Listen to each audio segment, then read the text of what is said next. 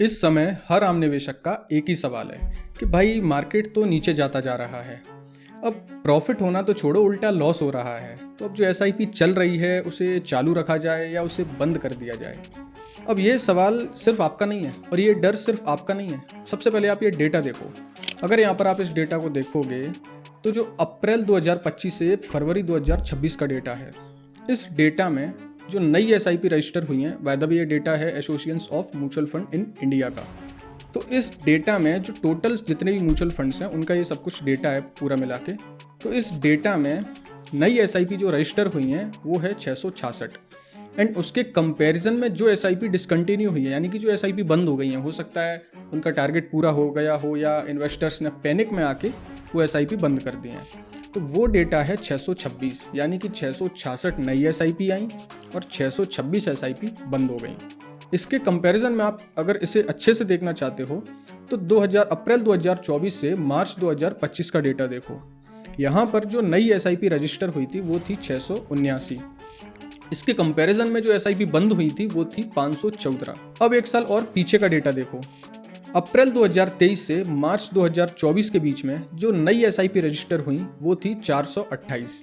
And इसके comparison में जो एसआईपी बंद हुई वो थी 224। यानी कि अप्रैल 2023 से 2024 के बीच में अगर 50 एसआईपी बंद हो रही थी तो ऑलमोस्ट 100 एसआईपी न्यू क्रिएट हो रही थी। लेकिन अगर अभी का डेटा देखा जाए तो यहाँ पर अगर 100 एसआईपी नई आ रही हैं तो 98 एसआईपी बंद भी हो रही हैं। यानी कि इन्वेस्टर्स पैनिक में आके धीरे धीरे अपनी जो एसआईपीज हैं उनको बंद करते जा रहे हैं। सो इस वीडियो में हम इन सारे सवालों के जवाब जानेंगे। सबसे पहले हम मार्केट का एनालिसिस करेंगे, उसके बाद हम इस निर्णय तक पहुंचेंगे कि आपको एसआईपी चालू रखनी चाहिए या बंद कर देनी चाहिए। एंड फाइनली फिर ये जानेंगे कि अगर आपको एसआईपी चालू रखनी भी है तो आप अपने पोर्टफोलियो को कैसे सिक्योर कर सकते हो। देखते रहिए। वीडियो शुरू करने से पहले मेरी आपसे दो गुजारिश हैं। सबसे पहली, मैं कोई फाइनेंशियल एडवाइज़र नहीं हूं, तो मैं सिर्फ यहाँ पर अपना एक्सपीरियंस शेयर कर रहा हूं, अपना पॉइंट ऑफ व्यू दे रहा हूं। आप अपना डिसीजन अपनी जिम्मेदारी से लें। दूसरी गुजारिश, आप लोग वीडियो तो देख लेते हो लेकिन चैनल को सब्सक्राइब नहीं करते। अगर आपको वीडियो अच्छा लगता है तो वीडियो को लाइक करिए एंड चैनल को सब्सक्राइब करिए। आपके लिए सब्सक्राइब करना फ्री है, लेकिन एक सब्सक्राइब करने से मुझे ऐसी वीडियोस बनाने का काफ़ी मोटिवेशन मिलता है। तो सबसे पहले हम पिछले 30 दिनों का डेटा देखेंगे कि जो पिछले 30 दिन थे उनमें मार्केट में क्या हुआ। तो अगर यहाँ पर आप देखोगे तो निफ्टी 50 पिछले 30 दिनों में 5.72% नेगेटिव में आया है। एंड अगर आप निफ्टी बैंक को देखोगे तो वो ऑलमोस्ट 8.5% नेगेटिव में आया है। एंड अगर आप निफ्टी 500 को देखोगे तो वो ऑलमोस्ट 3% नेगेटिव में आया है। और ये एक महीने की गिरावट है जो काफ़ी ज़्यादा दिखती है। अब सेक्टर्स को देखते हैं। तो अगर सेक्टर में आप देखोगे तो सबसे ज़्यादा जो डाउन आया है वो है कंस्ट्रक्शंस। एंड उसके बाद है पीएसयू बैंक, एंड उसके बाद है बैंक निफ्टी, एंड उसके बाद है निफ्टी ऑयल एंड गैस। तो बेसिकली अगर देखा जाए तो सारे इंडेक्स काफ़ी अच्छे से नीचे आए हैं, सिर्फ मेटल और एनर्जी को छोड़कर। यहाँ पर आईटी इंडेक्स आपको काफ़ी कम दिख रहा है, जो अभी 2.33% दिख रहा है। ये एक्चुअली में काफ़ी ज़्यादा डाउन पहले ही आ चुका था, तो इसके यहाँ से नीचे जाने के चांसेस पहले से ही कम थे, इस वजह से यहाँ पर आपको कम दिख रहा है। लेकिन उसके अलावा अगर आप देखोगे तो ऑलमोस्ट सारे इंडेक्स जो थे, सेक्टोरल इंडेक्स थे, वो सारे काफ़ी अच्छे से नीचे आए हैं। तो मार्केट तो काफ़ी नीचे आया है। अब इसके पीछे के रीजंस देखते हैं कि आखिर ऐसा हो क्यों रहा है। तो सबसे जो बड़ा रीजन है वो है एफआईआई की सेलिंग, यानी फॉरेन इंस्टीट्यूशनल इन्वेस्टर्स। अब ये सेल क्यों कर रहे हैं उसके रीजंस को समझते हैं। तो सबसे पहला रीजन है प्रॉफिट बुकिंग। अब जब भी आप किसी भी स्टॉक में इन्वेस्ट करते हो तो उसका मेन पर्पस होता है कि आप उसमें अगर 100 रुपये इन्वेस्ट कर रहे हो तो उसमें से 110, 120 या 150 रुपये लेकर उसमें से वापस निकले। तो एफआईआई ने काफ़ी पहले से ही मार्केट में इन्वेस्ट किया हुआ था, तो जाहिर सी बात है हर इंसान अपनी प्रॉफिट बुकिंग करने की सोचता है। तो सबसे पहला रीज़न तो उनका ये था कि उनको प्रॉफिट बुकिंग करनी थी। दूसरा जो रीज़न था वो था ट्रंप का टैरिफ। जब ट्रंप प्रेसिडेंट बनकर आए तो उन्होंने हर कंट्री पर अंधाधुंध टैरिफ लगाना शुरू कर दिया कि आप इतने % लगान दोगे, आप इतने % दोगे, और अगर मेरी बात नहीं मानोगे तो फिर तो आप इतने % दोगे। तो ये सारी चीज़ें चलती रहीं, तो उसकी वजह से जो फॉरेन इंस्टीट्यूशनल इन्वेस्टर्स हैं उनको अपना पैसा ज़्यादा रिस्क में नहीं डालना होता, इस वजह से उन्होंने सेलिंग शुरू कर दी। तीसरा रीज़न है रुपी फॉल। अब ये जो रीज़न है ये काफ़ी ज़्यादा बड़ा रीज़न है और काफ़ी इंपॉर्टेंट रीज़न है। हो क्या रहा है, अगर फॉरेन इंस्टीट्यूशनल इन्वेस्टर्स यानी FII अगर इंडियन मार्केट में इन्वेस्ट करते हैं तो उन्हें रुपए में इन्वेस्ट करना होता है, यानी कि वो डॉलर लेके आते हैं फिर रुपए में इन्वेस्ट करते हैं और जब वो प्रॉफिट बुकिंग करते हैं तो रुपए को वापस से डॉलर में कन्वर्ट करते हैं एंड उसके बाद वो वापस अपने कंट्री में ले जाते हैं। तो अब हो क्या रहा है उसे एक एग्जांपल से समझते हैं। मान लीजिए FII $1 इन्वेस्ट करता है इंडिया में, तो जब वो $1 को इन्वेस्ट करने आते हैं तब इंडियन रुपीज़ में अगर देखा जाए तो $1 की वैल्यू है 90 रुपये। इसे हम एग्जांपल के लिए ले रहे हैं। तो अब $1 उन्होंने जब इन्वेस्ट किया यानी कि इंडियन मार्केट में उन्होंने 90 रुपये निवेश कर दिए, लेकिन जब वो इस डॉलर को अपनी कंट्री में वापस लेकर जाएंगे तब तक रुपए की वैल्यू और गिर चुकी होगी। उसकी वजह से फॉर एग्जांपल अगर उस टाइम अगर रुपए जो 90 रुपये था वो अब 92 रुपये का हो जाएगा, यानी कि $1 92 रुपये का हो जाएगा। तो अब जब वो इस डॉलर को वापस निकालेंगे तो ये पूरा डॉलर ही नहीं निकल रहा, क्योंकि इन्होंने तो निवेश सिर्फ 90 रुपये करे थे। अब $1 की वैल्यू 92 रुपये है, तो अब ये 90 निकालेंगे तो इनका $1 भी वापस नहीं आ रहा। ये मैंने सिंपल सा आपको एग्जांपल देने की कोशिश की है। इसका मतलब ये है जब वो निवेश करने जाते हैं लेकिन वापस जब अपने पैसे को प्रॉफिट बुकिंग करते हैं वापस अपने देश ले जाते हैं तब तक रुपए जो है उसकी वैल्यू काफ़ी डाउन हो जाती है। अब वो 4-5% हो जाती है फॉर एग्जांपल। तो अगर वो निवेश कर रहे हैं और उन्हें सालाना रिटर्न मिलते हैं भारत के अंदर 12%, लेकिन 5-6 रुपए से साल में रुपए ही डेप्रीशिएट हो गया, तो अब जब उनके रिटर्न 12% है तो उसमें से 5-6% तो जो रुपए की वैल्यू गिरी है उसी में चला गया 5-6%। उसके बाद उन्होंने नेट में कितना कमाया, सिर्फ 5-6%। तो इसके लिए वो भारतीय बाजार में निवेश करना अच्छा नहीं समझते। चौथा रीजन है बैड रिजल्ट। अब 2022 से 2023 के पीरियड में कंपनीज के रिजल्ट काफ़ी अच्छे आ रहे थे, लेकिन 2023 के बाद से रिजल्ट जो आ रहे हैं, 2024 के बाद से जो रिजल्ट आ रहे हैं वो रिजल्ट इतने अच्छे नहीं आ रहे हैं कि उन्हें वो प्रीमियम जो वैल्यू मिल रही थी अब वो वापस दी जाए। इस वजह से भी FII काफ़ी सेलिंग कर रहे हैं। एंड जो फिफ्थ रीज़न है ये भी काफ़ी बड़ा रीज़न है। हो क्या रहा है कि हर मार्केट में एक थीम चलती है, कभी कोई थीम चलती है कभी कोई थीम चलती है। फॉर एग्जांपल सबसे पहले इंडिया में डिफेंस सेक्टर चल रहा था, फिर बैंकिंग सेक्टर चला, फिर PSU चले, तो इस तरीके से थीम बदलती रहती है। अब इस समय जो थीम चल रही है वो चल रही है AI की। दुनिया के बड़े बड़े देश AI में पार्टिसिपेट करना चाहते हैं, वो किसी भी कीमत पर इस रेस में जीतना चाहते हैं। लेकिन इंडिया में अगर देखा जाए तो AI से रिलेटेड कोई भी मार्केट में कंपनी ही नहीं है, तो फिर वो निवेश कहाँ पर करेंगे, क्योंकि थीम तो AI की चल रही है। एंड इसका दूसरा एक रीज़न ये भी इसमें निकल कर आता है AI से रिलेटेड, जो इंडिया की IT कंपनीज थी जो काफ़ी ज़्यादा मार्केट में वैल्यूएशन देती थी। अब हो क्या रहा है कि जब AI आ गया है तो जो ये कंपनी काम करती थी वो काम काफ़ी हद तक अब AI कर रही है, तो उसकी वजह से इन कंपनी के रेवेन्यू मॉडल पर काफ़ी बड़ा डेंट आया है। तो इसकी वजह से अब ये कंपनी जो IT सेक्टर है वो भी काफ़ी अंडर परफॉर्म करने लगा, इवन काफ़ी ख़राब परफॉर्म कर रहा है। तो इस वजह से भी एक रीज़न निकल कर आता है, जो FII है वो काफ़ी ज़्यादा हैवी क्वांटिटी में सेलिंग कर रहे हैं। अब अगला रीज़न निकल कर आता है वॉर।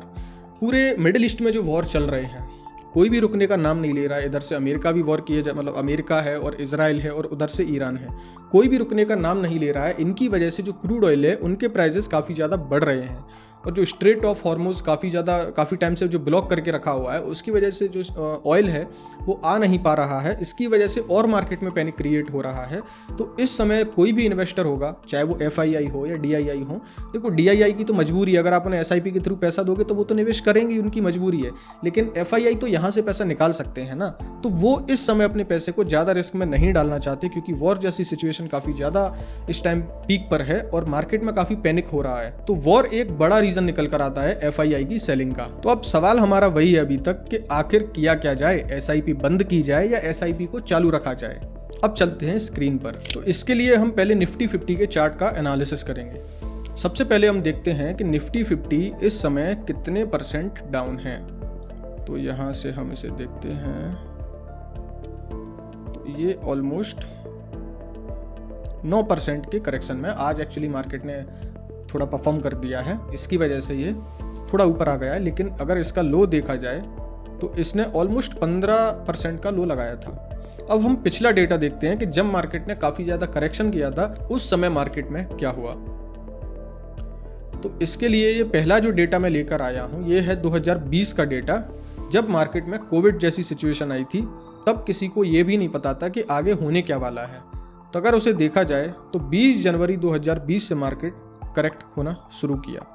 उसके बाद अगर इसने वापस से उसका रेजिस्टेंस था उसे क्रॉस किया उसने नवंबर 2020 में, यानी कि यहाँ पर इसने ऑलमोस्ट 10 से 12 महीने इसे रिकवर करने में ले लिए एंड ये काफ़ी ज़्यादा शार्प रिकवरी थी। उसके अलावा अगर पीछे का डेटा और देखते हैं तो वो डेटा है 2014 का, सॉरी मार्च 2015 का। तो यहाँ पर जब मार्केट ने करेक्शन दिखाया एंड उसके बाद मार्केट को इसे वापस से क्रॉस करने में, यानी कि जो रेजिस्टेंस था उसे ब्रेक करने में मार्केट ने 2017 में ब्रेक किया। तो यहाँ पर इसने मार्च 2015 से अप्रैल 2017 तक किया, यानी कि ऑलमोस्ट इसने 2 से सवा 2 साल इसे ब्रेक करने में ले लिए। इसके बाद हम और पीछे का डेटा देखते हैं तो यहाँ पर एक मिनट, यहाँ पर ये जो डेटा है वो है 2008 वाले क्राइसिस का। तो यहाँ पर अगर आप देखोगे तो मार्केट ने जनवरी 2008 से करेक्शन करना शुरू किया एंड इसने यहाँ पर काफ़ी ज़्यादा टाइम ले लिया। इसने मार्च 2014 में इसने मतलब अपने रेजिस्टेंस को ब्रेक किया। तो इसने 2014 और इधर 2007, 8, तो यहाँ पर ऑलमोस्ट इसने 6 से 7 साल लगा लिए वापस से अपने रेजिस्टेंस को ब्रेक करने में। लेकिन ये सिनेरियो काफ़ी ज़्यादा ख़राब था जब मार्केट में कुछ समझ ही नहीं आ रहा था। जो इंटरनेट वाला जो बबल था मैं उसकी बात कर रहा हूँ। तो अगर ये जो बाकी के जो 2 करेक्शन अगर आप देखोगे, इसमें मार्केट ने 2 से सवा 2 साल लिए और उससे जो कोविड वाला जो रिकवरी थी उसमें मार्केट ने 11 से 12 महीने लिए। तो अब यहाँ पर जो हो क्या रहा है, जो सिचुएशन है यहाँ पर निफ्टी डाउन कम आई है। अगर देखा जाए तो अभी तो खैर काफ़ी ऊपर है, लेकिन पिछले जो उसके लो को भी देखा जाए तो वहाँ पर ये 15% डाउन थी निफ्टी 50। तो मार्केट में करेक्शन इतना नहीं आया है, लेकिन टाइम करेक्शन काफ़ी ज़्यादा हो चुका है। अगर आप देखोगे तो 23 सितंबर 2024 से इस समय अप्रैल 2026 आ गया, यानी कि इसे ऑलमोस्ट 1.5 साल हो गया करेक्शन को अभी चलते चलते। तो अगर आपने पिछला जो डेटा देखा तो उसमें हमने देखा क्या है कि मार्केट नीचे आता है, ये मार्केट की साइकिल है, इट्स वेरी नॉर्मल, लेकिन मार्केट ऊपर भी आता है। एंड कोविड वाले सिनेरियो में मार्केट ने 11-12 महीने में ही रिकवरी दिखा दी थी। उसके बाद का जो करेक्शन था, जो 2015 वाला करेक्शन था, इसमें मार्केट ने सवा 2 साल ले लिए एंड जो 2008 वाला करेक्शन था इसमें मार्केट ने 7 से 8 साल ले लिए। तो इससे आपको सीखने को क्या मिल रहा है? सीखने को ये मिलता है कि अगर आपका जो इन्वेस्टमेंट होराइजन है वो आपका 5 साल से ज़्यादा का है तो आपको मार्केट में कोई प्रॉब्लम नहीं है। 5 साल या 3 साल भी इसे पकड़ के चल सकते हो, क्योंकि अभी मार्केट में इतनी बड़ी कोई प्रॉब्लम दिख नहीं रही है। लेकिन अगर आपका जो टाइम पीरियड है इन्वेस्टिंग का, वो आप सोच रहे हो कि मुझे इस पैसे की 1-2 साल में ज़रूरत पड़ेगी, तो फिर आपको उस पैसे को निवेश करने की ज़रूरत नहीं है। फालतू में आप उस पैसे को मार्केट में फंसा दोगे। तो इस डेटा से तो ये समझ में आता है कि अगर आपका मार्केट में इन्वेस्ट करने का होराइजन है वो काफ़ी लंबा है, आप ज़्यादा टाइम पीरियड के लिए इन्वेस्ट करना चाहते हो, 5 साल 10 साल, तो फिर आपको घबराने की कोई ज़रूरत नहीं है। आप बेधड़ल्ले से मार्केट में SIP को चालू कर सकते हो। अब मैं इसे आपको एक और एग्जाम्पल से समझाता हूँ कि अगर आप घबरा कर मार्केट में SIP अपनी बंद कर दोगे या कम कर दोगे तो फिर आपके साथ क्या होगा। ये मैंने एग्जाम्पल लिया हुआ है गोलू का। तो यहाँ पर डेट लिखी हुई है, ये मैंने सिर्फ एग्जाम्पल के लिए डेट लिखी है, तो इसको ज़्यादा मैच करने की कोशिश ना करें। यहाँ पर मैंने निफ्टी के लेवल लिखे हैं और निफ्टी के जो टॉप पे मैंने ऐसा एज्यूम किया है कि 5,000 रुपये जो उसका था वो हाई था एंड वो अगर इन्वेस्ट करता रहता है एंड ये गोलू है, ये घबरा चुका है, ये पैनिक में आ चुका है। इसकी वजह से जो इसकी जो SIP है वो काफ़ी कम होती जा रही है। 5,000 से इसने शुरू किया था एंड ये 1,000 पे आ गया है। तो इसकी जो एवरेज बैंक निकल कर आएगी वो निकल कर आएगी 29-15, और अभी अगर लॉस में देखा जाएगा यहाँ से तो इसकी जो लॉस है वो है 41% की। अब हम बबलू का एग्जांपल लेते हैं। तो बबलू ने क्या किया, बबलू ने मार्केट में अपनी SIP को कम नहीं किया, मार्केट में वो उतनी ही जो उसकी SIP थी उसे निवेश करता रहा। थोड़ा बहुत उसने फ्लक्चुएट किया, लेकिन उसने हमेशा कोशिश ये करी कि जितनी SIP है उसको उसके पास रखा जाए। एंड में जब उसे मार्केट में ज़्यादा करेक्शन दिखा तो उसने SIP थोड़ी सी बढ़ा दी, 1-2 हज़ार रुपये ज़्यादा इन्वेस्ट किए।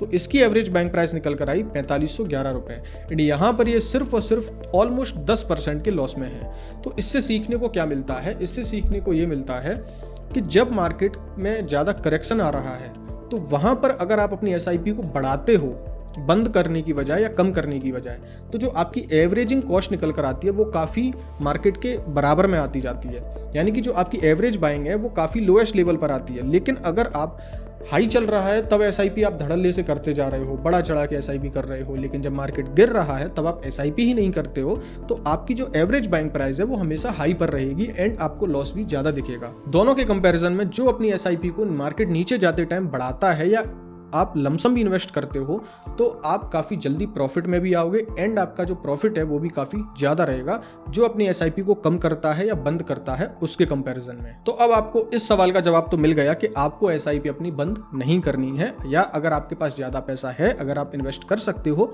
तो आप ज़्यादा भी पैसा निवेश कर सकते हो एसआईपी के थ्रू या लमसम के थ्रू। अब दूसरी चीज़ इसमें आपने ये सीख ली कि अगर आपका टाइम पीरियड ज़्यादा है इन्वेस्टिंग का, आपको 1-2 साल के अंदर उस पैसे की ज़रूरत नहीं है, तभी आप उस पैसे को निवेश करिए, अदरवाइज आपको उस पैसे को निवेश करने की कोई जरूरत नहीं है। आप उसे एफडी में पार्क कर सकते हो या आप उसे लिक्विड ईटीएफ या लिक्विड फंड में कहीं पार्क कर सकते हो। अब सवाल ये आता है तो अपने पोर्टफोलियो को प्रोटेक्ट कैसे किया जाए। अगर आप लॉन्ग टर्म के लिए इन्वेस्ट कर रहे हो तो अपने पोर्टफोलियो में से क्या बदलाव किए जाएं जिससे जो पोर्टफोलियो है उसका रिस्क काफी कम हो जाए। तो उसके लिए सबसे पहला पॉइंट ये है कि अगर आप निवेश कर रहे हो तो किसी भी एक एसेट क्लास में पूरा पैसा मत लगाइए, चाहे वो इक्विटी हो या वो बॉन्ड हो या वो क्रिप्टो मार्केट हो। क्रिप्टो में तो वैसे भी नहीं करोगे आप, लेकिन इक्विटी हो, बॉन्ड हो या एफडी हो या आप गोल्ड सिल्वर में भी पैसा लगा रहे हो, तो किसी भी एक एसेट क्लास पर इतने डिपेंड मत हो जाइए कि अगर वो डाउन जाता है तो आपका पूरा पोर्टफोलियो ही नीचे आ रहा है। हमेशा डाइवर्सिफाई करिए। आपके पास कितने ऑप्शंस हैं, आप इक्विटी में कर सकते हो, आप रियल एस्टेट में कर सकते हो, आप बॉन्ड्स में कर सकते हो, आप डेट में कर सकते हो एंड आप गोल्ड और सिल्वर में भी इन्वेस्ट कर सकते हो। तो हमेशा कोशिश करिए अपने पोर्टफोलियो को अच्छे से डाइवर्सिफाई करने की, किसी भी एक एसेट क्लास पर ज्यादा डिपेंड मत होइए। दूसरा पॉइंट ये है, एंड ये मेरा परसेप्शन है, ये मैं अपना पॉइंट ऑफ व्यू रख रहा हूँ, यहाँ से आगे मुझे जो वर्ल्ड है उसकी सिचुएशन अच्छी नहीं लगती। मुझे लग रहा है कि अब ये वॉर कभी रुकने नहीं वाले हैं, ये वॉर चलते रहेंगे। कभी चाइना ताइवान का चालू हो जाएगा, कभी इंडिया पाकिस्तान का हो सकता है, अभी पाकिस्तान और तालिबान का भी अभी वॉर चालू हुआ था। तो कहने का मतलब ये है कि जो वॉर है अब वो रुकने नहीं वाले, ये चलते रहेंगे एंड इसके पीछे कंपनीज जो डिफेंस सेक्टर में उनको भी प्रॉफिट कमाने होते हैं। तो जब तक पूरे वर्ल्ड में वॉर नहीं चलेंगे तो वो कंपनी फिर बेचेंगी क्या। इसकी वजह से मैं चाहता हूँ, मतलब मैं चाहता नहीं हूँ, मैं अपना बता रहा हूँ कि मैंने ये सोचा हुआ है कि मैं अब किसी भी एक कंट्री में अपना सारा पैसा निवेश नहीं करने वाला।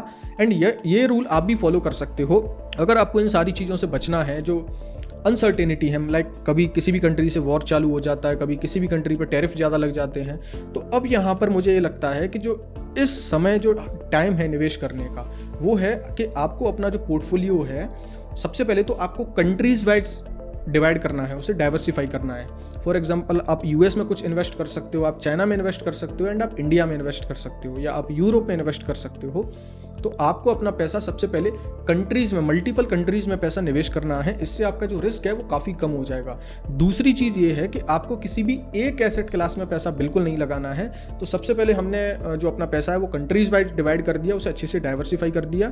एंड दूसरा ये है कि आपको सारे एसेट क्लास का यूज़ करके पोर्टफोलियो को अच्छे से डाइवर्सिफाई करना है। इसमें फ़ायदा ये है कि पहली चीज़ सारे एसेट क्लास एक साथ डाउन नहीं जाएंगे। दूसरी चीज़ ये है कि जो मल्टीपल कंट्रीज़ में आपका पैसा लगा है तो किसी एक कंट्री के साथ कुछ गलत भी होता है तो आपका पैसा जो बाकी कंट्रीज़ में निवेश है, कम से कम वो पैसा आपके लिए काफ़ी ज़्यादा हेल्पफुल रहेगा एंड वो पैसा सेफ रहेगा। तो 2 रीज़न ये जो मैं आपको दे रहा हूँ इसको ज़रूर फॉलो करना अगर आपको अपने पोर्टफोलियो का रिस्क काफ़ी कम करना है। एंड रही बात एसआईपी बंद करने की, तो ऐसा बिल्कुल मत सोचिए, आप अपनी एसआईपी चालू रखिए। इसी के साथ मैं वीडियो एंड करता हूँ। अब आपसे मुलाकात होगी अगली वीडियो में, तब तक के लिए अपना ख्याल रखिए।